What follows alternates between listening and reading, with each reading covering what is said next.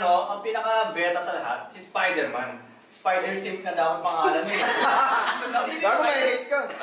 Spider-Simp. Simpin eh. Isipin mo, tol, hinahabol yung talagang habol na habol siya sa isang babae na hindi naman average na babae lang. Normal na babae lang, gano'n. Hindi nga siya gusto eh. Buti pa yung Superman, journalist, no? Hindi siya gusto ng babae. Tapos nung nalaman ng babae na si Spider-Man siya, Gusto na siya. nagkagusto siya naman, tuwang-tuwa.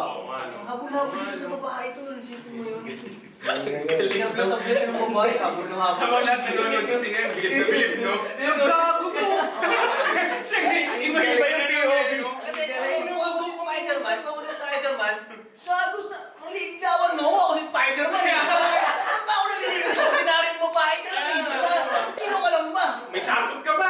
O isipin ko, maging girlfriend ka na, makikilala kang girlfriend ni Spider-Man, di ba? Normal ka lang na babae, gago.